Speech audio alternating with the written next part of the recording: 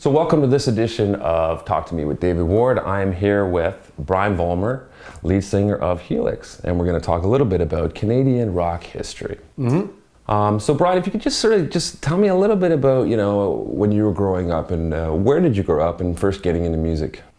Well, I was born in Kitchener, Ontario. I moved at a very early age up to Listowel, Ontario. My dad bought a farm up there in 1959, and my parents were pretty poor. I remember we had no heat upstairs in the farmhouse. I used to sleep with my two brothers in one bed with 6 of my grandmother's quilts piled on top of us. In the winter, the septic tank would freeze, and so we had to go in a pail at the top of the stairs. There was no toilets. In the summer, a lot of times there wasn't any running water that we could take a bath. So it was a very lean upbringing, let's say, but my parents always gave us a lot of love, and I never saw anything negative come from my parents when I was being raised.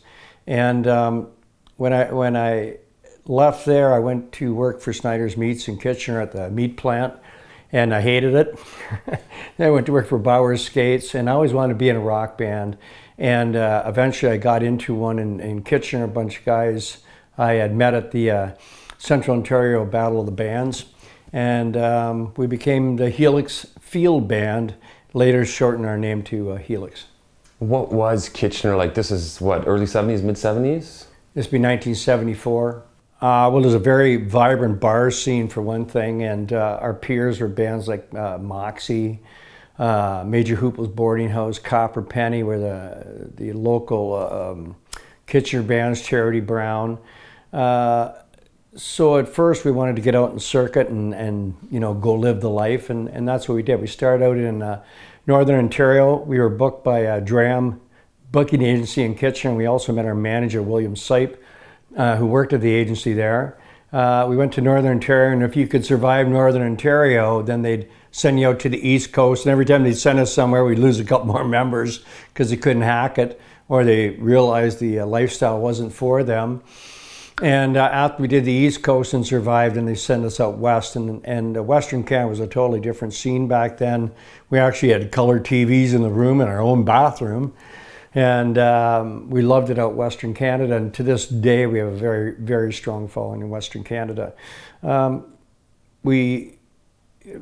then, bar owners would actually tell the manager what songs they want, cover songs they wanted the band to learn. You'd go in, you'd do cover songs, and when you could master doing cover songs, then the audience, the public, would allow you to do original material.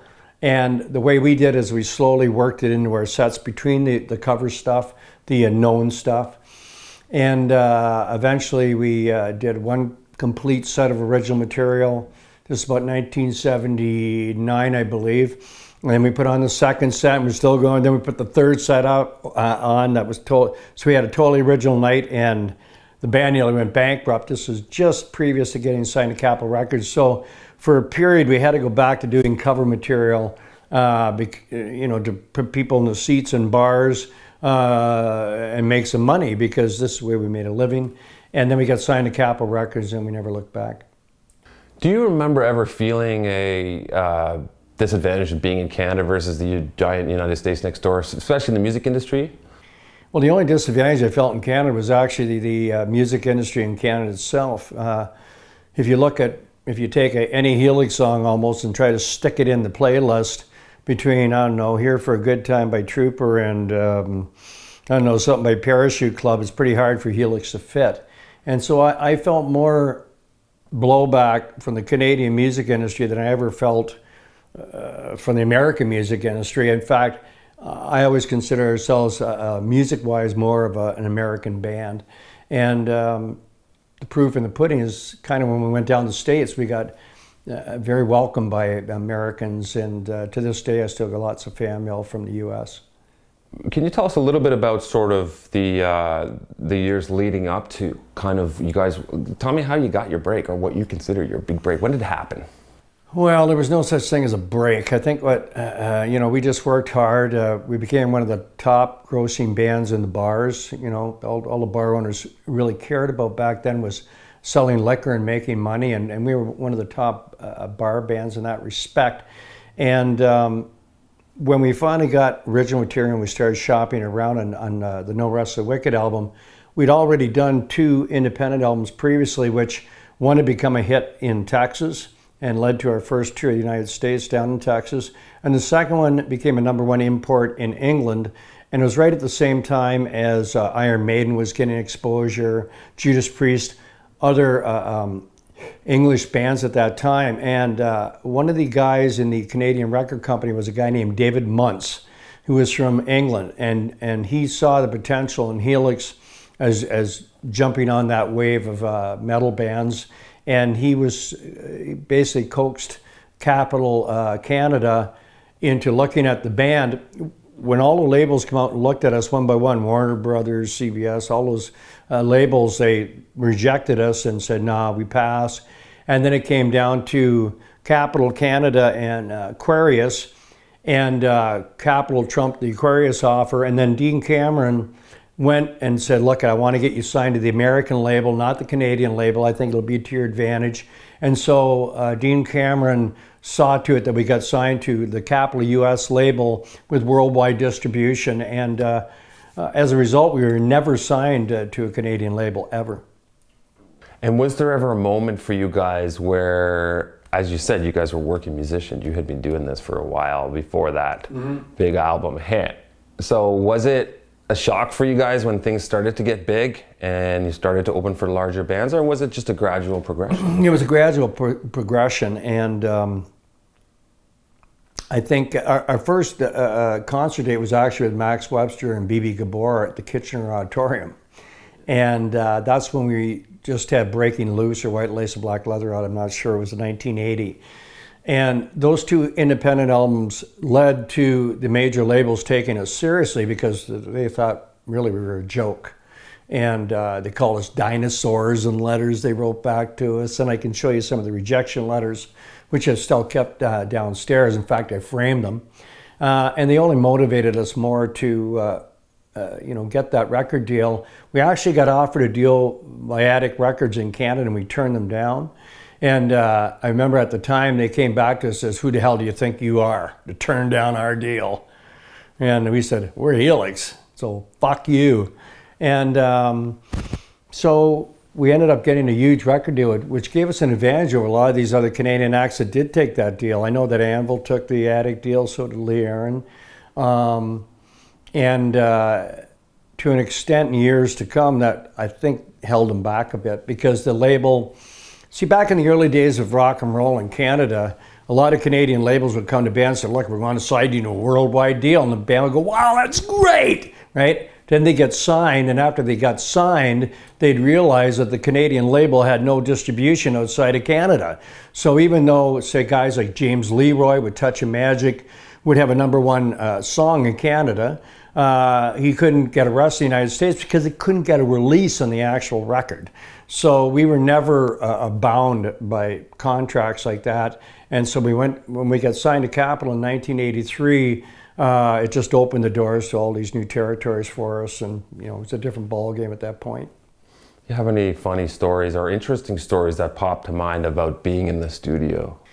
Well, there's lots of things I remember. One of the things I remember was recording She's Too Tough over in England with Mike Stone, and a fly getting caught between the heads being squashed on the 2-inch tape. And they were worried that they'd have to, that they were going to lose the song because there was this blank, But we got the fly scraped off and all the little fly guts, and it went on. But lots of stories. I remember in the same recording session we did at the Manor Studios, which was owned by Richard Branson.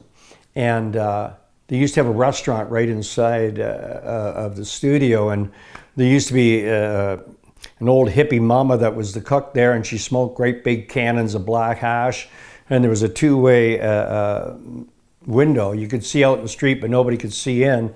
And one morning, Fritz came down to have breakfast, and he was sitting there, and this guy tapped on the shoulder and said, mind if I sit down and have breakfast with you?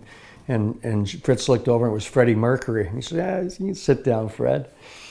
And Brian May came down to the studios to watch us record.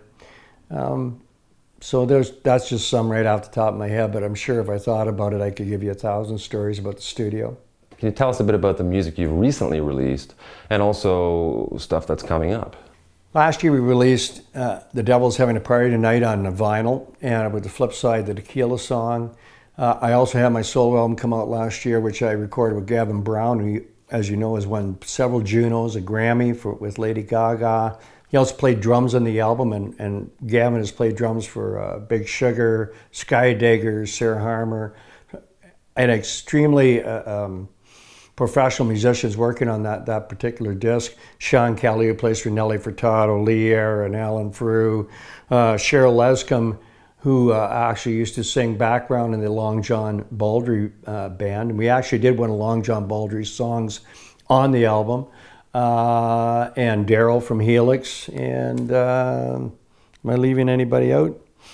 That's about it, I guess. Where are you in your music journey right now? Is there a certain kind of vibe you're feeling, someone you're listening to, this is something you're really into? I do pick up new music now and then. They say that you don't fall, your influence are usually what you first started listening to. I heard Lemmy say that from Motorhead.